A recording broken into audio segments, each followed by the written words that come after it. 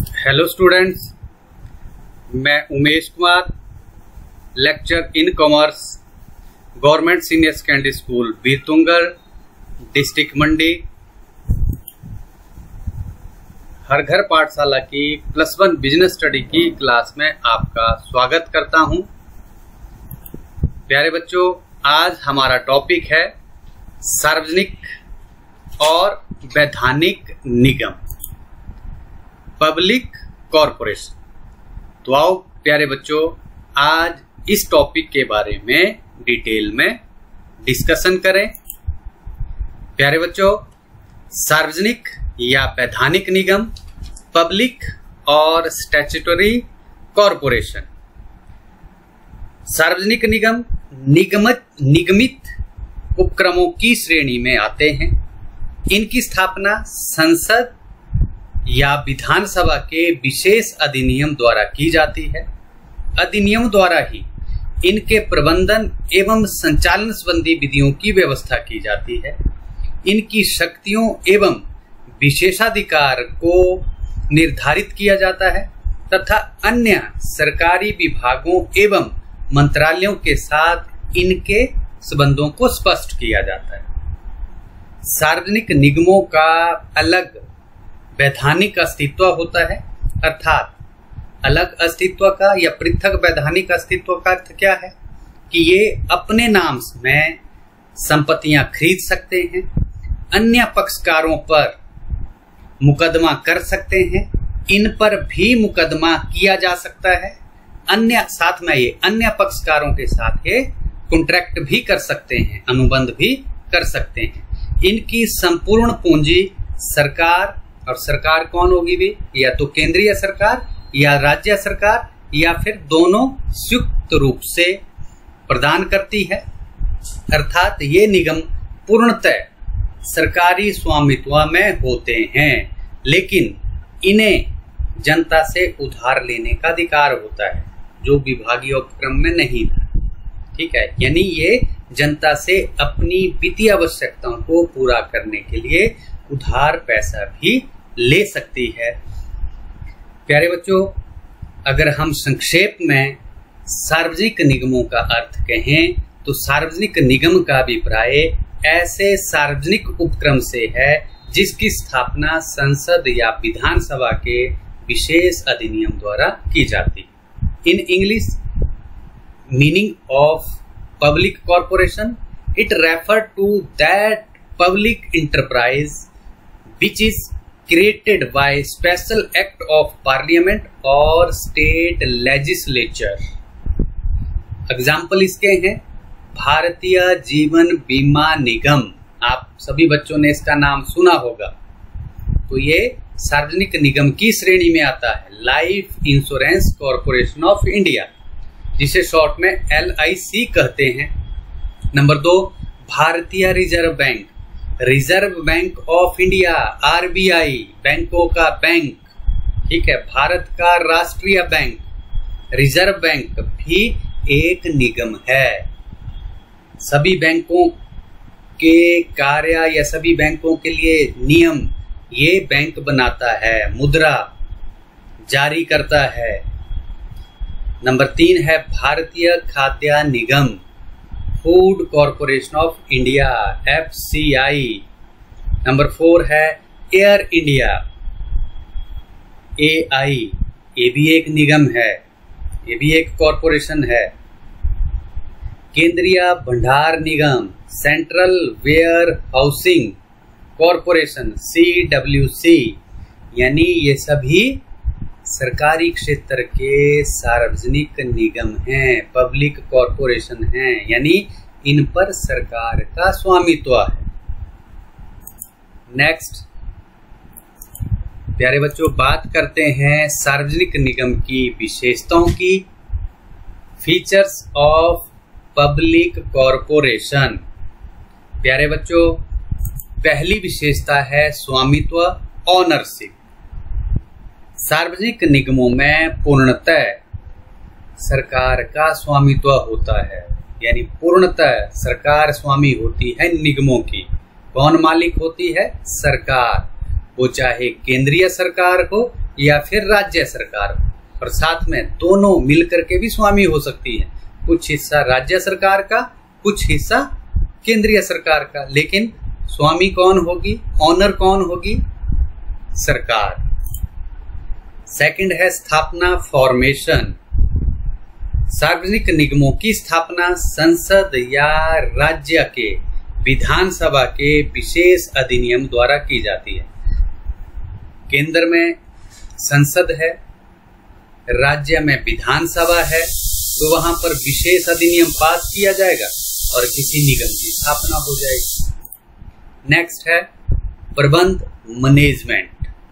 निगमों का प्रबंध सरकार द्वारा मनोनीत, नॉमिनेटेड संचालकों द्वारा किया जाता है। यानी यहाँ पर जो ऑफिसर हैं, अधिकारी हैं, हेड हैं, उनको नॉमिनेट कौन करता है, सरकार। ठीक है, फिर वो इनका संचालन और इनका प्रबंध करते हैं। नंबर 4 है नियुक्तियां, अपॉइंटमेंट्स। प्यारे बच्चों, इन निगमों में कर्मचारियों की नियुक्ति एवं पारिश्रमिक के लिए निगमों के स्वयं के नियम होते हैं, अपने नियम होते हैं। सेवा शर्तें संचालक मंडल द्वारा निश्चित की जाती हैं। निगमों के कर्मचारी विभागीय उपक्रमों की तरह सरकारी कर्मचारी नहीं होते हैं। ये समझने वाली बात है बच्चों। यानी इन निगमों में कार्य करने वाले जो कर्मचारी हैं वो सरकारी कर्मचारियों की तरह कर्मचारी नहीं होते हैं। ठीक है, इन्हें वो सुविधाएं प्राप्त नहीं होती हैं जो सरकारी कर्मचारियों को प्राप्त होती है। जैसे हमारा हिमाचल में है पथ परिवहन निगम, क्या है, HRTC, पथ परिवहन निगम। तो प्यारे बच्चों, जो सरकारी कर्मचारियों को वित्तीय लाभ या दूसरी सुविधाएं प्राप्त होती हैं वो HRTC के जितने भी कर्मचारी हैं, ड्राइवर, कंडक्टर, उनको वो सुविधाएं प्राप्त नहीं होती हैं जो कि अन्य विभागों में कार्यरत कर्मचारी होते हैं। समझ गए बच्चे। अगली और लास्ट विशेषता है वित्त व्यवस्था, फाइनेंसिंग। इनकी संपूर्ण पूंजी सरकार द्वारा प्रदान की जाती है, लेकिन आवश्यकता पड़ने पर इन्हें जनता से उधार लेने का अधिकार है। ऐसे तो सारी की सारी वित्त व्यवस्था इन निगमों की कौन करेगा, पब्लिक कॉरपोरेशन की कौन करेगा, सरकार। लेकिन हाँ, सरकार के द्वारा प्रदान की गई वो वित्तीय सहायता या पूंजी इनके कार्यों के लिए कम पड़ती है, तो ये आम जनता से उधार पैसा लेने का अधिकार रखती है। ठीक है, ये संस्थाएं, सार्वजनिक निगम की जितनी भी संस्थाएं। तो प्यारे बच्चों, ये था सार्वजनिक निगम की विशेषताएं। अब बात करते हैं कुछ एक उदाहरण। पहले भी मैंने आपको बताया भारतीय रिजर्व बैंक ऑफ इंडिया एक निगम है। इसी तरह से LIC यानी लाइफ इंश्योरेंस कॉरपोरेशन, जीवन बीमा निगम, एक सार्वजनिक निगम है। इसी तरह से एयर इंडिया सार्वजनिक निगम है। भारतीय खाद्य निगम, जिसका लोगो भी आपको दिख रहा है। फूड कॉरपोरेशन ऑफ इंडिया एक निगम है। वेयर हाउसिंग यानी सेंट्रल वेयर हाउसिंग कॉरपोरेशन भी एक निगम है। तो ये 5 उदाहरण हैं सार्वजनिक या वैधानिक निगम के। प्यारे बच्चों, अब बात करते हैं सार्वजनिक निगम के लाभ की, एडवांटेज ऑफ पब्लिक कॉरपोरेशन। पहली एडवांटेज या पहला लाभ है शीघ्र निर्णय, क्विक डिसीजन। प्यारे बच्चों, सार्वजनिक निगमों में अनावश्यक औपचारिकताओं एवं लाल फीताशाही इनमें ना होने के कारण निर्णय शीघ्र लिए जा सकते हैं। इनमें लाल फीताशाही का गुण नहीं है, जैसा कि हमने विभागीय उपक्रम में देखा था।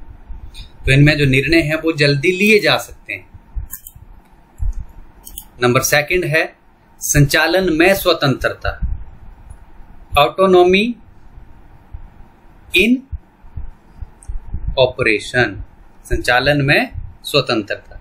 बच्चों, सार्वजनिक निगमों के संचालन में किसी तरह का सरकारी हस्तक्षेप नहीं होता है, कोई सरकारी हस्तक्षेप नहीं होता है, कोई राजनीतिक हस्तक्षेप नहीं होता है, तो इनमें जो संचालन है वो स्वतंत्र रूप से किया जाता है। नंबर 3 है समाज सेवा उद्देश्य, सोशल सर्विस मोटिव। बच्चों, सार्वजनिक निगमों का उद्देश्य समाज सेवा करना है। इनका जो मुख्य उद्देश्य है वो क्या है? समाज सेवा है। और लाभ इनका गौण उद्देश्य है। दूसरे नंबर पर लाभ आएगा, पहले नंबर पर क्या आएगा? समाज सेवा। उदाहरण के लिए, निगमों द्वारा प्रदान की जाने वाली सेवाओं पर या तो लाभ लिया ही नहीं जाता है या फिर नाम मात्र का लाभ लिया जाता है। ठीक है, या तो लाभ लिया नहीं जाएगा या फिर कैसा लाभ लिया जाएगा? नाम मात्र, बहुत कम। यानी मुख्य उद्देश्य इनका क्या है? समाज सेवा करना। नंबर 4 कुशल प्रबंध, एफिशिएंट मैनेजमेंट।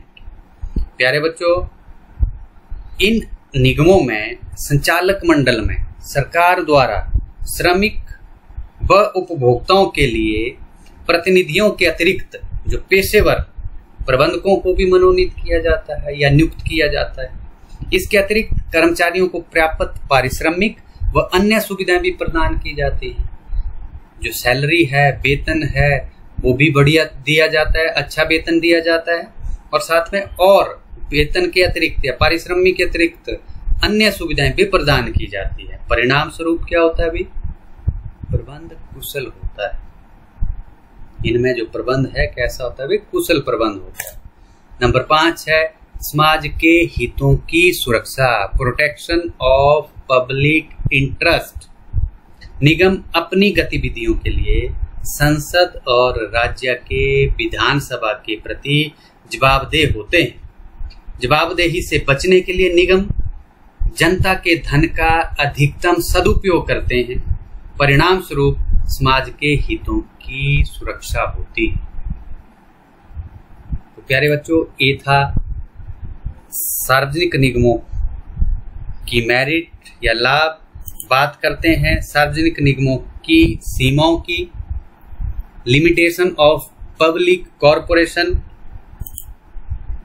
प्यारे बच्चों, पहली जो सीमा है वो है अपूर्ण संचालन स्वतंत्रता, इन कंप्लीट ऑपरेशन ऑटोनोमी।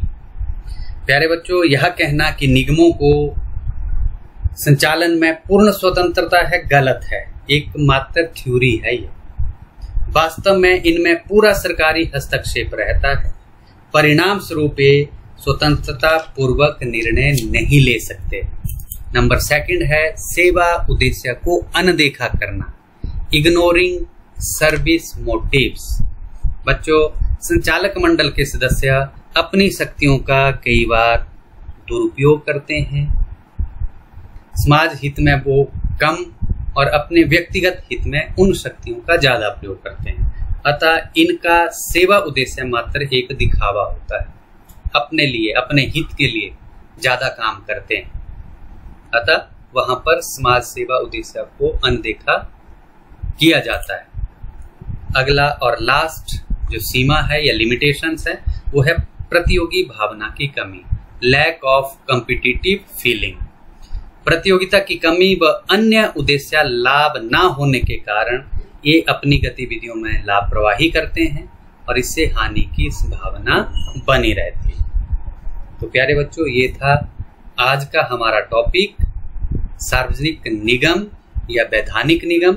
और इसकी अगर उपयोगिता की बात करें तो सार्वजनिक निगम की स्थापना निम्न दशाओं में की जा सकती है। नंबर 1, जहां अधिक मात्रा में पूंजी की आवश्यकता हो, और नंबर 2, जहां सार्वजनिक हित सर्वोपरि हो। तो प्यारे बच्चों, ये था आज का हमारा टॉपिक। उम्मीद है कि आप सबको समझ आया होगा। Thank you very much. Have a nice day.